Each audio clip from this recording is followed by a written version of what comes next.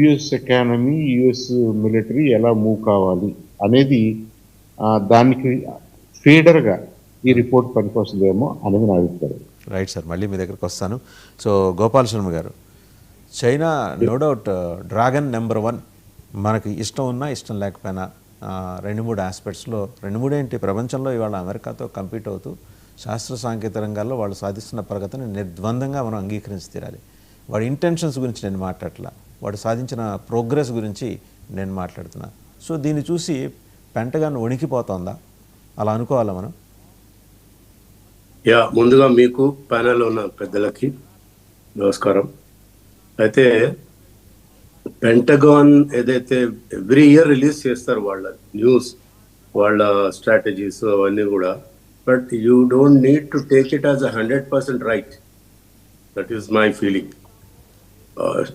Maybe స్ట్రాటజికల్గా కూడా India China war వస్తుందేమో, లేకపోతే ఇండియా చైనా మధ్యలో ఈ ఏదైతే ఈ టెన్షన్స్ ఉన్నాయో, ఎందుకంటే మనము ఈ ఇండియా చైనా టెన్షన్స్ అన్ని 2014 బ్రిటిష్ ఇండియా ఉన్నప్పటి నుంచి కూడా చూస్తున్నాం మనం. ఇఫ్ యు రిమెంబర్, మనము 2014లో సిమ్లాలో ఒక మీటింగ్ పెడతారు బ్రిటిషర్స్ విత్ చైనాతోని. పెట్టినప్పుడు ఆయన హెన్రీ మెక్మోహన్ లైన్ గీస్తాడు. అది 1935 దాకా డిస్ప్యూట్లోనే పెడతాది అది, మెక్మోహన్ లైన్. ఒప్పుకోరు వాళ్ళు. So 1914 you are mentioning about 1914. Yes, 1914. అయితే మెక్మోహన్ లైన్ అది 1935 దాకా వాళ్ళు, చైనా వాళ్ళు అది డిస్ప్యూట్లోనే ఉంచి ఒప్పుకోరు. అయితే ఆయన ఒలాఫ్ క్యారో అని ఒక ఆయన వచ్చి సివిల్ సర్వెంట్, ఆయన అఫీషియల్ మ్యాప్స్లో దాన్ని ఒప్పిస్తాడు, బ్రిటిష్ అఫీషియల్ మ్యాప్స్లో. బట్ ఇప్పటికీ చైనా వాళ్ళు మెక్మోహన్ లైన్ ఒప్పుకోరు. అంటే మనం 1914 నుంచి కూడా ఇండియా చైనా మధ్యలో టెన్షన్స్ ఉంటూనే ఉంటాయి. వాళ్ళకేంటంటే స్ట్రాటజిక్ లొకేషన్స్ టిబెట్ని ఆక్యుపై చేశారు. ఆక్యుపై చేసిన తర్వాత మనకు తర్వాత ఇండియా చైనా వార్ వచ్చింది 1962 నవంబర్లో. అప్పుడు మళ్ళీ వాళ్ళు గెలిచారు. గెలిచిన తర్వాత వాళ్ళు వాలంటరీగా సీజ్ ఫైర్ అనౌన్స్ చేశారు. అంటే ఈ టెన్షన్స్ మొదటి నుంచి ఉన్నాయి. వాళ్ళకేంటంటే ఆక్సాయ్ చిన్న ఆక్యుపై చేయాలి, ఈ చికెన్ నెక్ ఏదైతే 67 సిస్టర్స్ వాటన్నిటి కూడా ఆక్యుపై చేసి మిలిటరీ బేస్ చేసుకొని సూపర్ పవర్గా కావాలని ఒక మొదటి నుంచి వాళ్ళ ప్లాన్గా కనపడతా ఉంది. మీరు హిమాలయన్ బ్లెండర్స్ చదివితే, ఆయన ఎవరో డాల్వీ అని, బ్రిగేడియర్ డాల్వీ రాశాడు. తర్వాత నెహ్రూ గారు దాన్ని 67లో బ్యాన్ చేస్తారు. ఆ బుక్ చదివితే ఇప్పటికి బ్యాన్ ఉంది, but we can find it on యూట్యూబ్లో ఎక్కడ దొరుకుతుంది. అది చదివితే మనకు క్లియర్గా తెలుస్తుంది. చైనా మొదటి నుంచి కూడా ఇండియాని ఒక ఎనిమీ దేశంగానే చూస్తుంది. పాకిస్తాన్లో స్ట్రాటజిక్ లొకేషన్స్లో వాళ్ళ స్థావరాలు ఏర్పరచుకుంటారు. ఇప్పుడు ఏమైందంటే అమెరికాకి వాళ్ళకి ఎంతసేపటికి వెపన్స్ అమ్ముకోవాలి, 2 దేశాల మధ్యలో పోరాటాలు క్రియేట్ చేయాలి, వాళ్ళ వెపన్స్ అమ్ముకోవాలి. వాళ్ళ ఏదైతే ఎకానమీ ఉందో, total economy based on selling of weapons.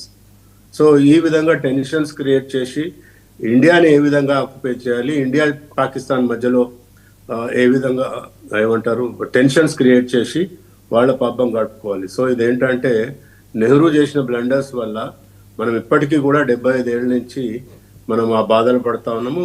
So ఇప్పుడు మోడీ గారు వచ్చిన తర్వాత మీకు ఇంకొక విషయం, జార్జ్ ఫెర్నాండెస్ గారు డిఫెన్స్ మినిస్టర్ ఉన్నప్పుడు చాలా కేటగారికల్ చెప్పాడు, we will fight with China, we will fight with Pakistan also any time.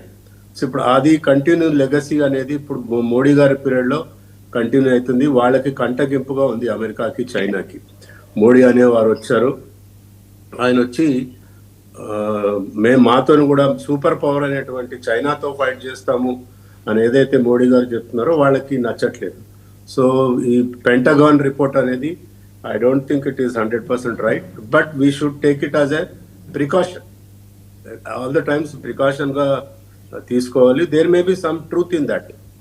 China may occupy, China may create war against India అని వాళ్ళు పెంటగాన్ రిపోర్ట్లో ఉంది. బట్ చూద్దాం అది ఏమవుతుందో. రైట్, మళ్ళీ మీ దగ్గరికి వస్తా అంటే ఒకసారి మనం కోటేశ్వరరావు గారి దగ్గరికి వెళ్దాం. సార్, ప్రపంచ పోలీస్ ప్రతేడాది సరదాగా ఆడుకునే ఆట. ఇలాంటి రిపోర్ట్స్ రిలీజ్ చేయటం, జనాల్ని, దేశాల్ని కంగారు పెట్టేయటం, నిన్నటికి నేను చూశారు కదా, నైజీరియా మీద ఇంత పెద్ద బండేసి అక్కడ క్రిస్టియన్స్కి ఏదో అన్యాయం జరిగిపోతుంది, ఐసిస్ కార్యకలాపాలు విస్తరించింది అని చెప్పేసి భీకర దాడి. అంటే మనకు నచ్చకపోయినా లేకపోతే మనకు నచ్చినవి అక్కడున్న వెంబడి వెళ్ళి అటాక్ చేయటం, చుట్టుముట్టడం, నిందలు మోపటం అంటే రివాజ్గా మారిపోయింది.